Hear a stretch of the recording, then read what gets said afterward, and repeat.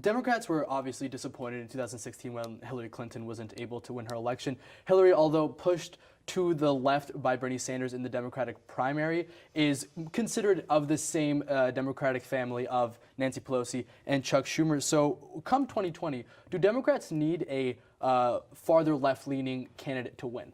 I think what they need is a candidate that appeals to the base. And as Sophie touched on, the base sort of moved left in 2016 with Bernie Sanders. Another state where we're seeing sort of partisan voter suppression, the state of Kansas. Chris Kobach is running for governor there. He is also the state's Secretary of State, similar to Brian Kemp.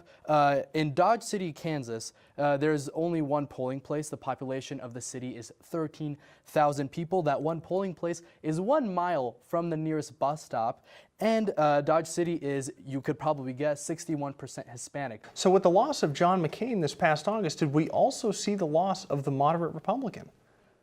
Thank you, Nick and Josie. Although I am going to have to disagree with you about the assertion that the moderate Republican is all of a sudden gone. A lot of Americans still consider themselves politically moderate, as well as elected representatives in Congress. The only thing is that with the rise of Donald Trump in the Republican Party, we are seeing a shift not towards the right of the political spectrum, but towards Donald Trump himself. It needs to be said that Donald Trump isn't the most ideologically conservative member of the GOP, and that's why I don't consider this the death of the moderate. But I do want to ask the panel, is Trump handing out endorsements based on conservative ideology?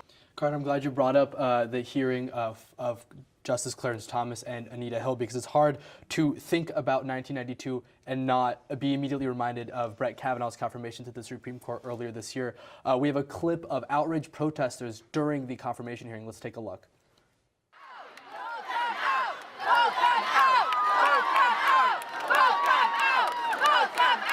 So, Carter, Sophie, one of the chants you could hear in that clip was "vote them out." Are we going to see the outrage from the Kavanaugh hearings sort of personify itself in the polls? We'll see. You know, there was definitely certain Democratic leadership candidates who tied themselves to that. Just to correct you, Sophie, the chocolate milk was spilled onto an FSU young Republican, not a young Democrat. It's all good. But are we seeing tangible physical consequences to President Trump's rhetoric and the increased polarized rhetoric in the country as a whole? We absolutely are, and we can't have this conversation without talking about Charlottesville first and foremost. And in the interview earlier with Dr. El Sayed, he mentioned that Democrats shouldn't just say what they're against Trump, but they should rather say more what they're for.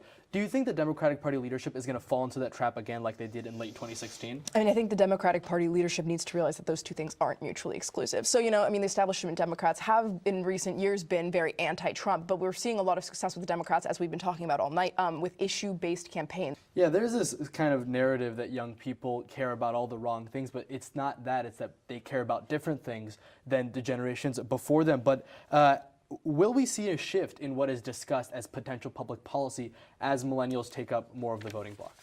A lot of people consider Texas a traditionally red state. That's not necessarily the case. It's more of a non-voting state than anything. In the 2014 midterms, only 30% of registered voters went out to the polls. But O'Rourke's campaign did start as a sort of grassroots movement, but it quickly garnered national attention. Is that national attention going to help him in this race? Well,